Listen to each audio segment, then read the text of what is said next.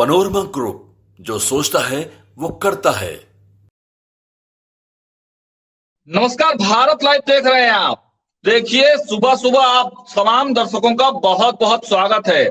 आज वह घड़ी आ गई, जिस दिन का इंतजार पूरे बिहार ही नहीं पूरे देश को है। आज ही वह दिन है जिस दिन बिहार का फैसला होगा, एनडीए सरकार का फैसला होगा, नीतीश कुमार का फैसला होगा। और ये फैसला जनता नहीं लेगी, बल्कि ये फैसला जनता के चुने हुए प्रतिनिधि यानी कि विधायक लेंगे। आज 12 तारीख है और विधानसभा में आज ये तय हो जाएगा कि सरकार जो एनडीए की बनी है वो टिकेगी या गिरेगी।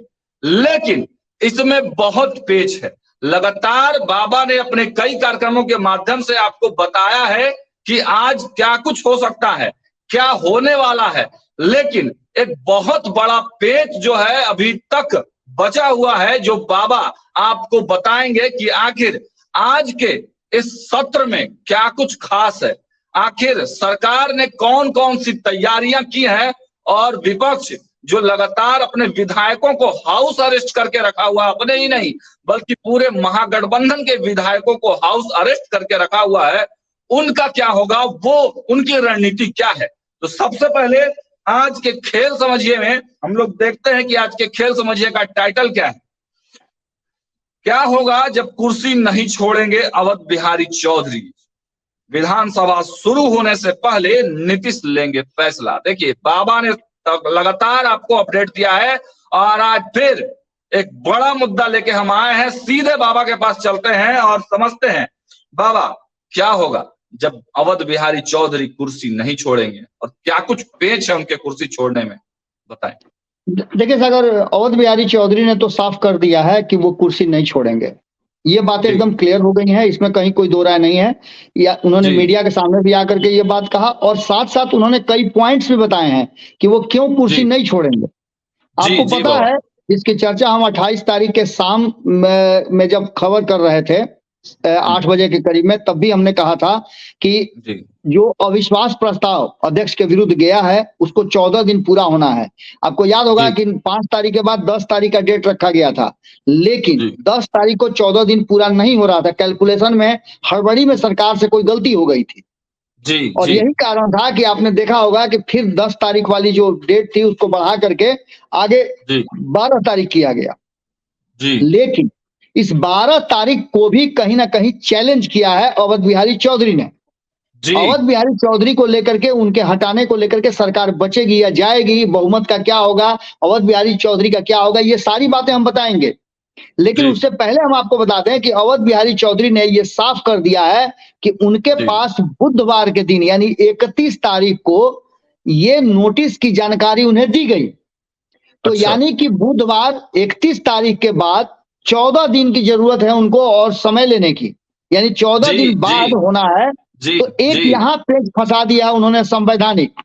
दूसरा, आपको याद होगा कि कल सुबह ही घर से बाहर यानी कि जो तेजस्वी का आवास है, सरकारी आवास है, उस आवास में जहां विधायकों को, जैसा आप लोग बता रहे हैं कि तथाकथित रूप से उन लोगों को नजरबंद किया गया है, कैद किया गया है, हाउस अरेस्ट किया गया है, शब्द जो भी हो, वहां से निकलते हैं और निकल करके वो सीधे संविधान की पुस्तक लेकर के कहते हैं कि संवैधानिक तौर पे जो चीजें हैं वो साफ बता रही हैं कि ये बहुमत और जिस तरह से अविश्वास प्रस्ताव लाया गया है वो सरकार के पक्ष में नहीं जाएगा, यानी कि अवध बिहारी चौधरी बरकरार रह जाएंगे।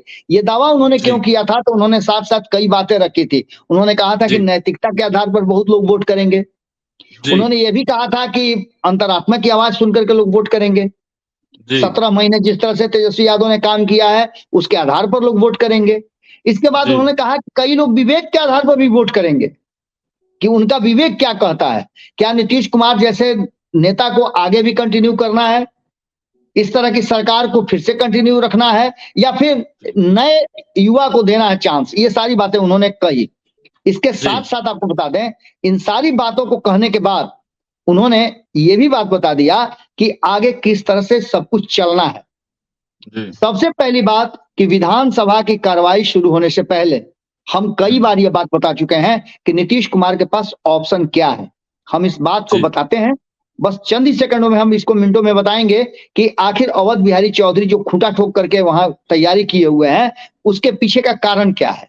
तो सिंपल सी बात है कि जो वर्तमान परिस्थिति है उसमें 243 के 243 विधायक मौजूद है।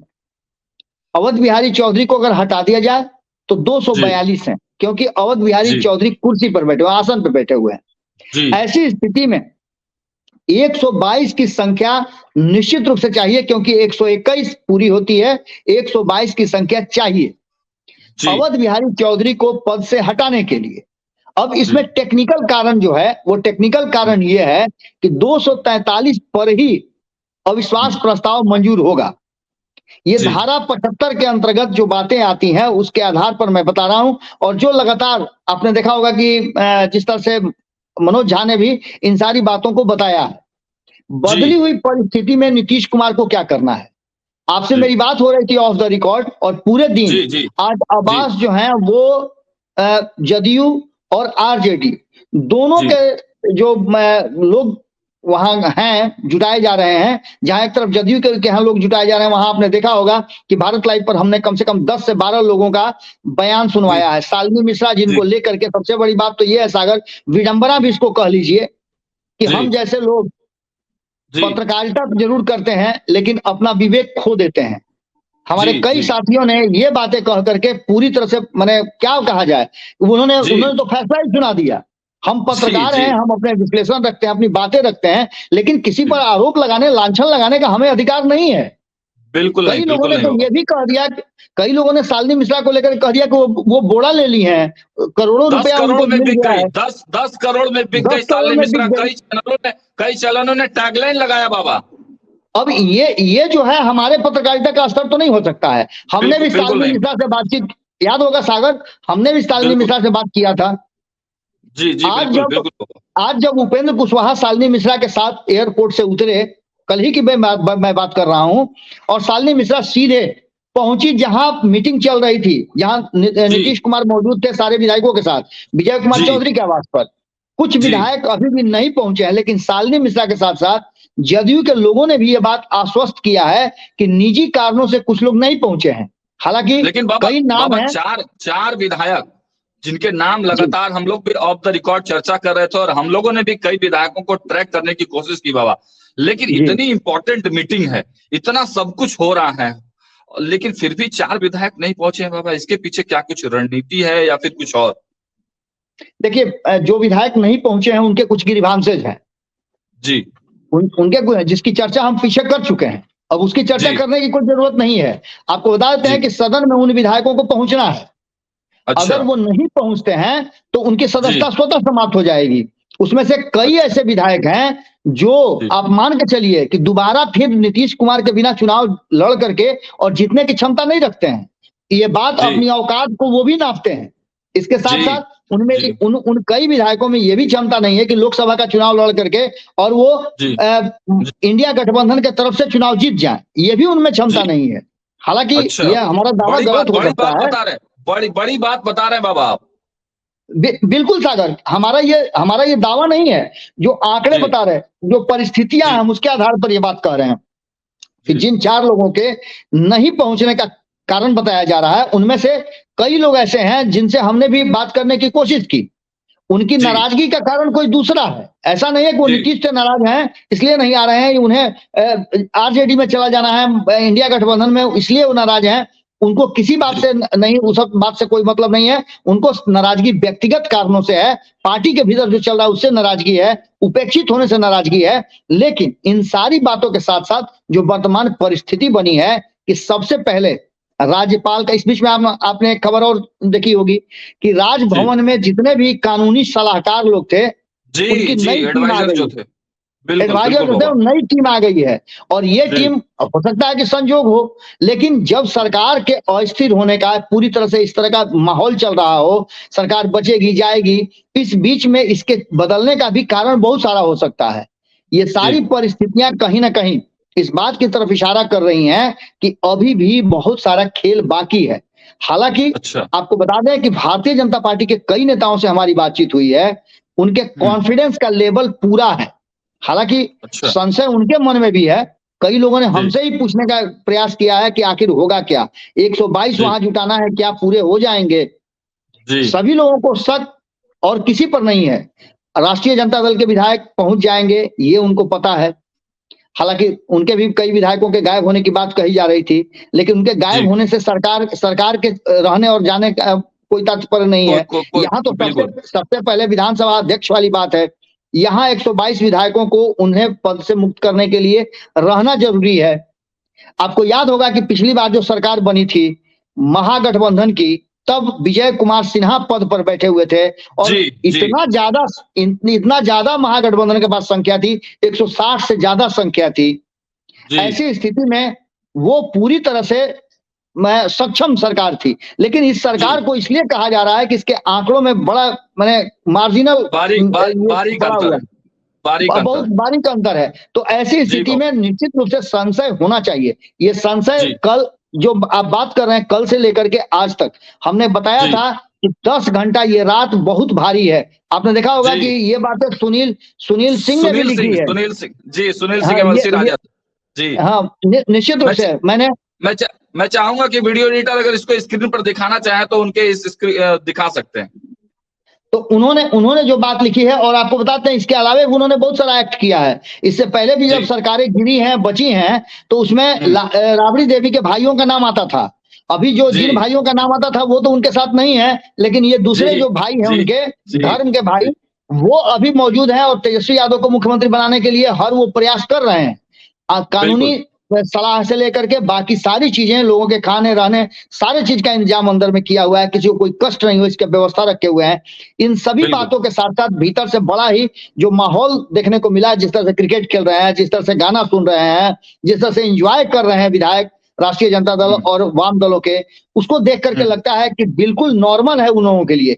लेकिन बेचैनी कहीं ना कहीं सत्ता पक्ष में है, भाजपा के लोगों में भी संशय है। कई लोगों ने हमने बताया कि कॉन्फिडेंस तो दिखा रहे हैं, लेकिन बार बार जब ये सवाल पूछते हैं कि क्या 122 जुट जाएंगे हमारे पक्ष से, तो निश्चित रूप से कहीं लेकिन किंतु परंतु है। और इस स्थिति को पूरी तरह से मैं निश्चित रूप से कल जो स्थितियां सामने आ रही थी उसको लेकर के चर्चाएं हम कई किए, लेकिन आज जब सदन की कार्रवाई शुरू होगी तो दो बातें बहुत महत्वपूर्ण होगी। पहली ये कि क्या राज्यपाल के जो सलाहकार बदले हैं वो ये सलाह देंगे कि आप विधानसभा भंग करा दीजिए, या फिर नीतीश कुमार के जो खोए हुए लोग हैं वो घुमा फिरा करके रात तक पहुंच जाएंगे और जब आज बहुमत साबित करने की और अविश्वास प्रस्ताव का नोटिस जब आएगा तो इसमें आपको एक बहुत महत्वपूर्ण चीज बताते हैं कि देखिए विश्वास मत और वोटिंग, इसके दो पैटर्न हैं। एक तो होता क्या है कि विश्वास मत में कौन है साथ में, वो खड़े हो जाए तो लोग खड़े हो जाते हैं। अगर इसमें कोई बैठा रह गया तो उसे विश्वास मत के विपरीत माना जाता है। अच्छा, मतलब अपनी पार्टी के आइडियोलॉजी के विपरीत माना जाता है, उसे काउंट किया जाता है दूसरे खेमे में। अच्छा, वहीं अगर वेल पार करके किसी भी पक्ष के विधायक दूसरे पक्ष की तरफ मूव कर जाते हैं, उसे भी माना जाता है कि वो उधर चले गए। यानी कि ऐसी स्थिति में व्हीप तो जारी है, उनकी सदस्यता तो जा सकती है, लेकिन कहीं ना कहीं क्रॉस वोटिंग का जो मामला है वो सामने आ सकता है और ऐसी स्थिति में बहुत सारी चीज हो सकती है। यही कारण है कि हम बार बार बता रहे हैं कि नीतीश कुमार को विधानसभा पहुंचने से पहले, हमने एक खबर में बताया भी था सागर कल कि विधानसभा पहुंचने से पहले नीतीश कुमार विधानसभा पहुंचे या न पहुंचे उससे बहुत ज्यादा असर नहीं पड़ता है, क्योंकि वोटिंग में वो शामिल नहीं है, वो विधान परिषद के सदस्य हैं। लेकिन विधायकों के सामने जो स्थितियां होंगी, उस स्थिति में जब जैसे ही उन्हें पता चलेगा कि हमारे विधायक पूरा हैं तो वो सदन में जाएंगे। अगर पता चलेगा कि नहीं पूरा है तो सीधे वो राज्यपाल के पास जाएंगे और वहां जाकर के विधानसभा भंग करने की कार्रवाई करेंगे, निश्चित इस्तीफा दे देंगे। बिल्कुल। चलिए बाबा, मेरे पास एक सवाल है। सवाल यह है कि आपने देखा बाबा कि जैसे ही ये पूरा दौर शुरू हुआ, बैठकों का दौर शुरू हुआ और फिर अपने अपने विधायकों की घेराबंदी शुरू हुई, तो आपने देखा कि महबूब आलम जो है वो जाकर मांझी से मिलते हैं, बंद दरवाजे में गुप्त बैठक होती है, मीडिया को दूर रखा जाता है मांझी के आवास से, और फिर वो वहां से निकलकर सीधे तेजस्वी के आवास पहुंचते हैं और वहीं पर सारे विधायकों को हाउस अरेस्ट किया जाता है। उसके बाद अब देखिए कि आरजेडी की इतनी बड़ी तैयारी, आरजेडी के विधायकों अगर एक दो कम भी हो जाए बाबा तो कोई बहुत ज्यादा चिंता होने वाली बात उनके लिए नहीं थी अगर वो सरकार नहीं बना रहे हैं तो। लेकिन इतनी बड़ी तैयारी, पूरा टेंट लगाया गया, पूरा कैटरिंग की व्यवस्था की गई, खाना पीना से लेकर आपने देखा हम लोग रात तक खबर चलाए हैं, वहां गीजर पहुंचाए गए, बहुत सारी चीजें पहुंचाई गई। मतलब आरजेडी महागठबंधन अपने विधायकों को लेकर हैदराबाद गई और फिर हैदराबाद से फिर वापस लेकर आई यहाँ पर कांग्रेस ने। तो अब बाबा इतनी बड़ी तैयारी के मायने क्या है बाबा? देखिए, इस संशय की स्थिति जो पैदा हुई है, सरकार में बैठे लोग जो एनडीए के घटक दल हैं वो आखिर परेशान हैं, ये फैसला नहीं ले पा रहे हैं कि उन्हें करना क्या है। तो इसका मायने निश्चित रूप से है कि कहीं ना कहीं जो संकट के बादल हैं वो अभी टले नहीं हैं। इस बात को लेकर के जीतन राम मांझी की बात आप कर रहे हैं, जीतन राम मांझी ने पहले से भी कई इशारा किए हैं और हो सकता है कि जीतन राम मांझी के पास ये बड़ा मौका हो। कई बार नीतीश कुमार से वो झटका खा चुके हैं, कई बार नीतीश कुमार से प्रताड़ित हुए हैं, शर्मिंदगी उनको झेलनी पड़ी है नीतीश कुमार के कारण। आज उनके पास एक मौका है तो हो सकता है उस मौका का वो फायदा उठा लें। चलिए, तो देखिए आज के खेल समझिए में बाबा ने भी स्पष्ट कर दिया है कि खेला होने की जो बात लगातार तेजस्वी प्रसाद यादव ने एक बार ही कही और पूरा खेला की चर्चा बिहार में होने लगी। और भारत लाइव भी लगातार आपको हर अपडेट ग्राउंड जीरो से देता आया है। स्टार्टिंग दिन से हम कहते आए हैं कि बिहार में 12 तारीख को कुछ बड़ा खेला जरूर होने वाला है। देखिए आज खेला होगा या नहीं होगा ये तो समय बताएगा, लेकिन तेजस्वी प्रसाद की बड़ी तैयारी एक बहुत बड़ी चुनौती जो है भारतीय जनता पार्टी और एनडीए सरकार को तो दे ही दी है। और देखिए सबसे इंटरेस्टिंग फैक्ट, सरकार पर तो बाद में फैसला होगा, पहले अध्यक्ष पर फैसला होना है। अगर अध्यक्ष पद में ही 122 विधायक की जरूरत है, अध्यक्ष पद अगर बचा पाने में कामयाब हो जाती है राजद तो कहिए कि राजद ने बाजी मार ली। फिलहाल इस खबर में इतना ही, लगातार हम अपडेट आपको देते रहेंगे। देखते रहिए भारत लाइव। बहुत बहुत धन्यवाद। पनोरमा ग्रुप, जो सोचता है वो करता है। अगर ये वीडियो पसंद आई और वह बिहार के राजनीति और बिहारियत से सरोकार रखेनी तो सब्सक्राइब बटन दबा के चैनल के सब्सक्राइब कर ली। ओजे एगो घंटी बा, ओकरा बटन दबा देला से कुल सटीक और मारक खबर रुआ मुफ्त में मिल जाई। अगर रुआ पत्रकारिता के हमनी के नया प्रयोग में सहयोग कर चाहतानी तो ज्वाइन बटन दबा दी। पेटीएम नंबर नोट कर ली 9386816700। धन्यवाद।